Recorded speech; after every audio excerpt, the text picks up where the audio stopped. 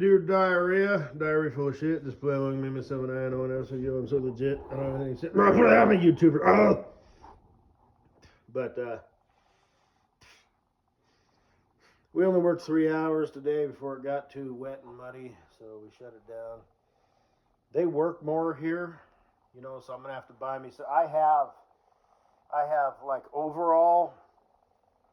I have like bib coveralls, and I also have the coveralls that like literally cover all, where you step into them like an old snowsuit when you were a kid and zip it up.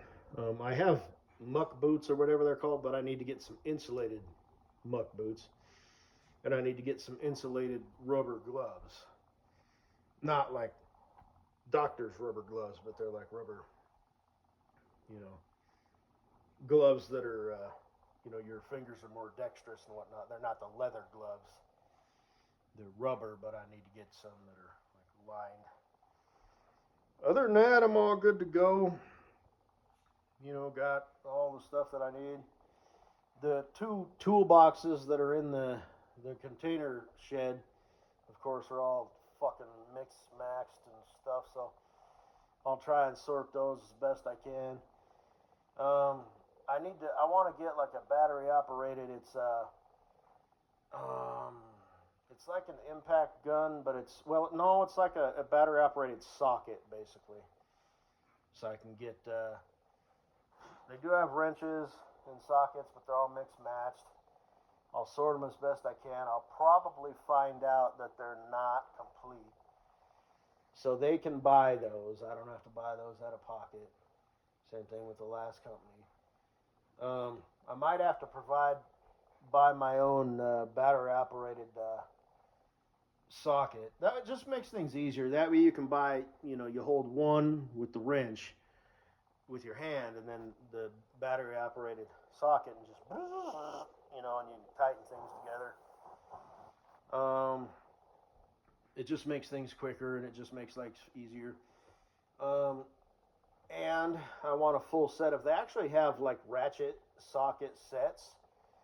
So they're just like a box wrench, with the open end on the one side and the box side on the other. They call it a box, whatever. But the box side, the closed side, the circle side, is like a ratchet. So it's got a little button you can. So those come in handy. So winter's coming up, and it would just be nice to have some proper set of tools. So like I said, I got the battery operated rotary gun with 4 battery chargers. It says. I got all my phones with me here.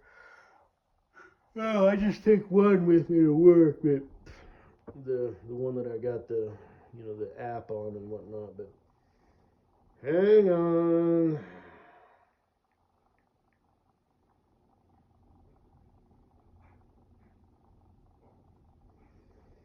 So those batteries, in cold weather.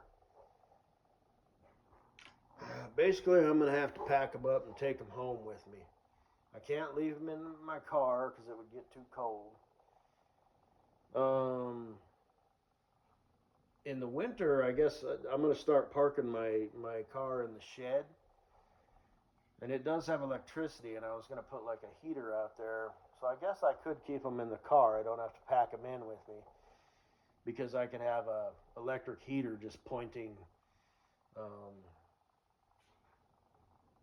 set it up so it's pointing like at the windshield of my car, so it'll keep it relatively warm in there. Because things in general don't like the cold. They don't like extreme heat either, but they will handle heat better than they handle cold. So I don't know which is more destructive though. Like if something is left in the heat, does it ruin it? Versus if something is left in the cold, it just doesn't really work right until it warms up. I mean, generally speaking, like I'm sure dear online family and friends, you went to use your phone and it says, too hot, needs to cool down. Same thing with like these batteries, they're set up, if you've been using them, you got to let them cool before you charge them. And the chargers are set up with like a protection system that it won't start charging until the temperature of the battery cools down. But anyway, you know, I kind of go on the concept of 2 is 1 and 1 is none. And like I said, you know, me putting myself on thin ice, I've started implementing the phrase, on time is late, 15 minutes early is on time. Which makes sense when you think about it. Because then when the go time rolls around, you're ready to go.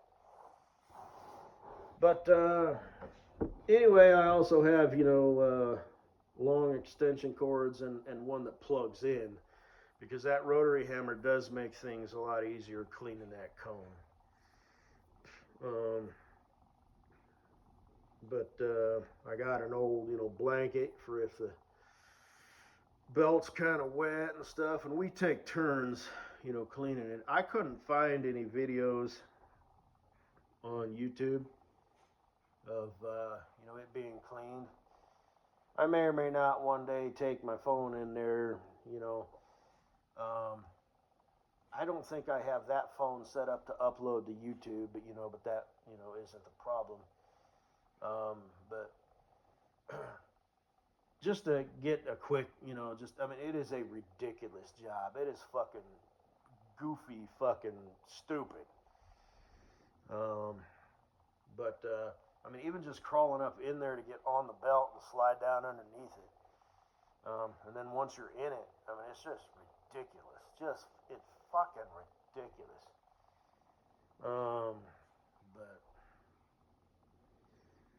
And because we're dealing with, dirt that has a lot of clay in it, it's always built up in there. If we worked at a site that just had sand and rock and whatnot, it would be easy. We could just get in there with a fucking, little handheld brush, or just sweep shit off the side, with our gloves. Like I said, don't forget to wear your mask. So, because even that little shit, you know what I mean? Even if you, but anyway,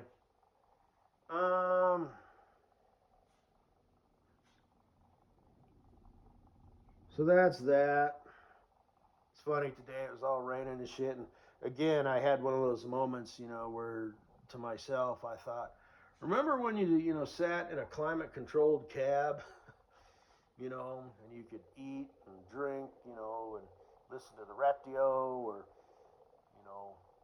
stuff on YouTube and all that shit. Remember that? And then you'd stop somewhere and you'd just crawl back in the sleeper and go to sleep and get up and do it all over again. Made $100,000 a year. I was working 12 to 14 hour days. Now I'm working, 10 to 12, but it's harder work, It's not like, super duper hard, but, it is what it is, like I said, so. In an earlier auto presentation, a lot of work on the shoulders. What are they called? Traps or whatever. Trapezoid, the shoulder less. Bicep, tricep, forearms, and then the front of your legs and your glutes. Maybe a little of your calves, a little of your chest too. But not the back of your legs. God, I still haven't got my bench press and my multi-station workout. I have some free weights, upstairs and down. I have 15, 25, 35, 45, and 55. But it is what it is.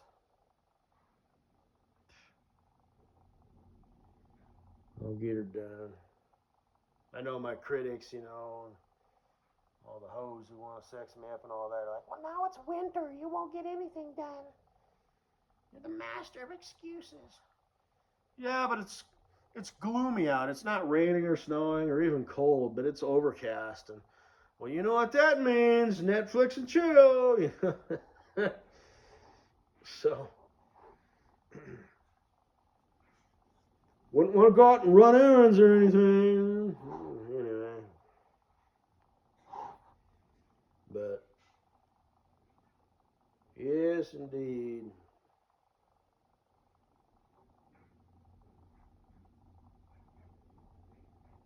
Yeah.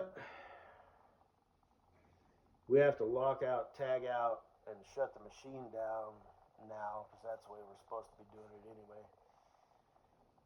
So when we, it's kind of takes a little longer, but I don't know. It's the way you got to do it. But now it is easier to just actually climb in there, and it's hard for me to explain it, but there's like a ledge on the inside. So you clean the cone first, get all the shit that's stuck there. Then clean the ledge, and you can get in there with your feet and just sort of, because it's like mud with clay in it, so you kind of really got to, kind of stab down in there. But we've got a good tool. It's a little bit shorter tool. It's basically a straight edge hoe, and it's got like a handle on it that, well, it's hard for me to explain, but it's like a handle that you can grip so you can stab it in there and twist it. Again, forearms. At least that's how I do it. I don't know how the other guy does it, but then you can kind of reach down in there and get the sides. There's like this ledge underneath. That clay is a pain in the ass. And see, the thing is, when it was running, you couldn't step down in there. You had to reach over the side. But you could twist the ledge so you could stab down in front of you and kind of pry it loose. But when you lock out, tag out, you can't turn it, so it's hard to, kind of reach over there. But like I said, it isn't running, so you can just step in the whole fucking thing and get in there, like you're shoveling and you mean it, and stab it and twist it and, and there's rocks and stuff. You kind of got to get out the way, and you can reach down under there and scrape that shit out. And then there's the screen, that shakes, and you kind of, then you're right there, so you can scrape the shit off the two ledges there. So, yeah.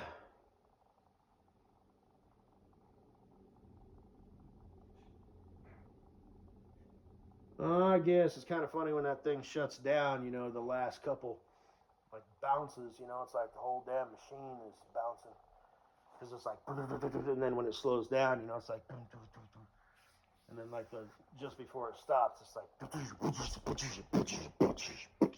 before it finally. It's a shaky, noisy machine. I mean, I wear those earmuffs, and stuff, and you don't spend a lot of time near that. That's just like the loudest part, but when you're up there, on the little walkway, and the shakers, and the cones, but the way we're supposed to do it, is to shut it down. So now it's all peaceful and quiet, but it does take longer. But anyway, hey, Katie Boo, you're giving your dog way too much credit. She's got a condition or whatever the fuck, so when somebody sneezes, she gets concerned. Yeah, I don't think your dog is that intelligent. I think most likely what's happening is it's like scaring your dog or doing something, and when she gets up there and is like wagging her tail and kind of stomping her feet like a cat does or whatever, and licking her lips and whatnot, what she's actually saying is, you have made me uncomfortable. Now I need some sort of assurance. So I need you to like pet me and reassure me that everything's okay. She's not saying, are you okay? Because you and I clearly suffer from the same condition, because I'm a dog and you're a human and we're communicating and we're on the same level. Dum-dum. That's cute. That's totally a chick thing.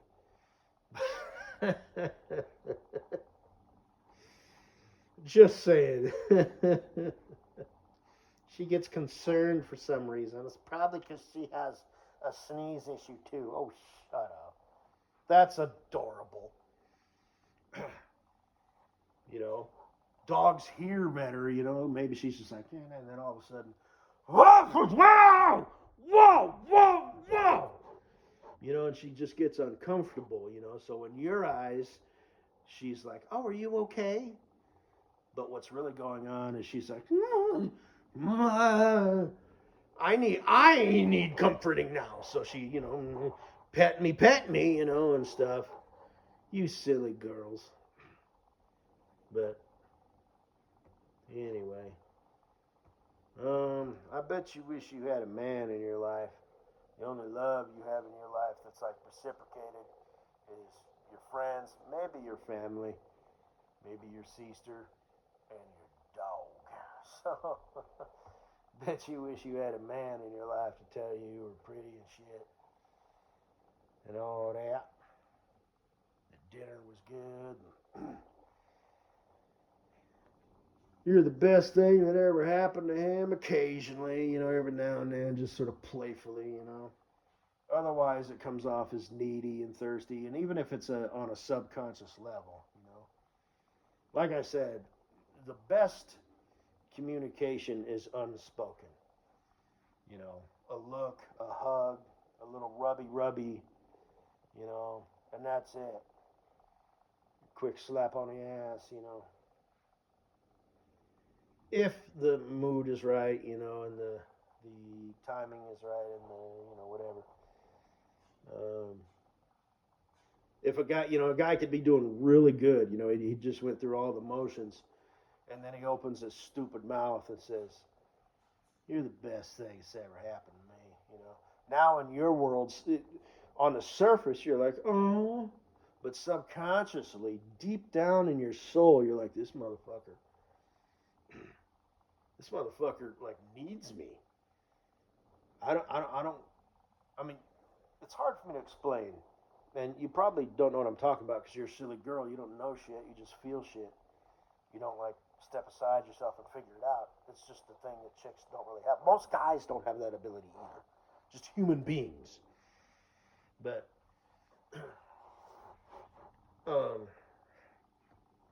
it's nice to be needed, but you don't really want to be like literally needed, you know what I'm saying?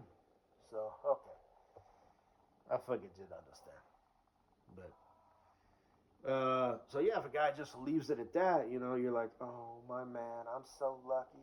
Versus if he opens his stupid mouth and says, "Oh, baby, I love you." Then you're on the surface, you're still like, "Oh," but there's this subconscious whatever feeling of like, "Oh shit,"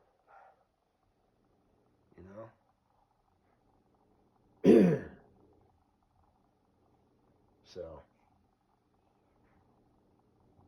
if I ever break up with this guy, he's gonna like fucking go crazy and shit, or cry, or whatever. It shows weakness. You know what I mean?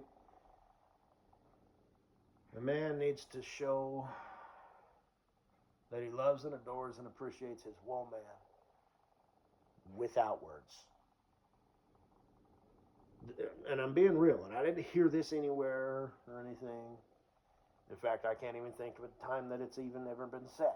I hear a lot of that, don't worry about women, pursue excellence, and they'll chase you. I hear a lot of that, but, I've never heard what I'm saying here. But you need to say it without saying it. You can say it verbally, like playfully every now and then, here and there, depending on the mood and the situation. But you don't ever want to have like a genuine, baby, I love you. Never. You never, because you don't need to speak it. The strongest words and emotions are conveyed, relayed, whatever, without a word. Words just ruin everything. So, I have spoken. I bet you wish you had that shit in your life, didn't you, instead of your dog. She gets concerned when people sneeze. Is that right? Right. Silly girls.